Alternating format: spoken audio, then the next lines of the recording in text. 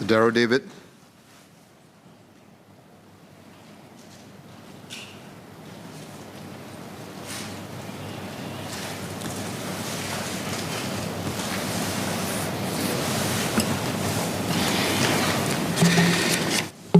Mr. Speaker, sir, in 2017, I spoke about a greater need to support women, especially mid-career women, at work.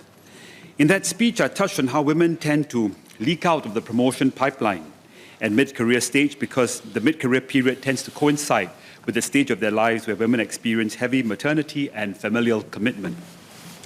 Due to these commitments, many of them either exit the workforce, take on an involuntary career slowdown, or sign to what some may call the mummy track by their companies. And because of these reactions, the career gaps between women and men widen as the organizational hierarchy progresses. Mr. Speaker, if there's one thing that COVID-19 has taught us about work and working from home, would be that flexible work arrangements in the form of working from home and such hybrid work arrangements, where time is spent between working from home, is working out just as well as being physically present in the office, which are the more traditional working arrangements. Many members of this chamber have already talked about flexible work arrangements, and indeed this FWA is covered and highlighted in the white paper. Now, but flexible work arrangements might just be the right solution that enable women in their mid-career to have the best of both worlds. However, we are also lauding the merits of the flexible work arrangements because they enable women to manage both their work and their family commitments. We need to be mindful also that there could be potential downsides for women when flexible work arrangements are applied in too broad strokes. A 2017 article written by Singapore researchers from the Human Capital Leader Institute, or HCLI, published in the Global Talent Competitive Index by INSEAD, highlighted the need to have a more nuanced approach when implementing pro-family policies to support women. Among the issues highlighted in the article, it was identified that prolonged period of working from home may in fact have a dampening effect on the career development of women.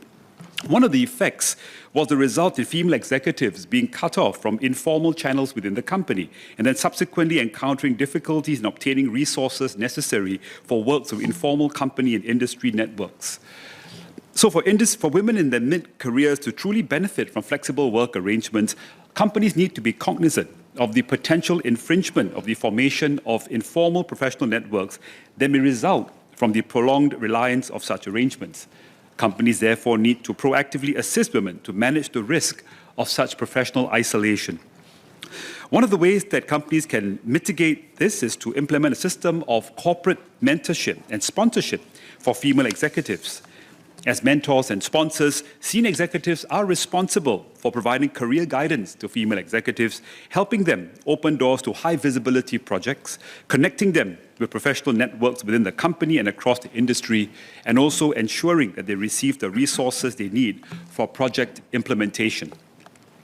Through this process, female executives can continue to have a channel into the senior corporate network, thereby ensuring that they continue to have the corporate visibility and exposure they need to advance in their careers, even though they choose to opt for more flexible work arrangements.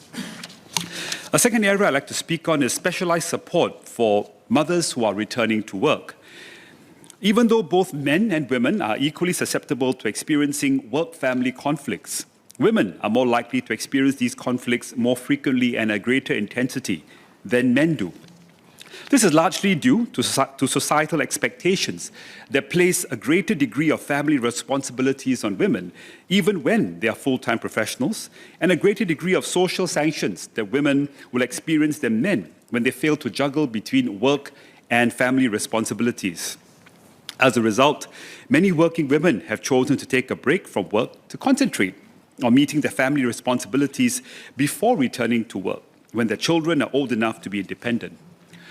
Now, juggling between work and family can be daunting, especially so for women who are returning to work after prolonged periods of non-work arising from the need to meet family responsibilities.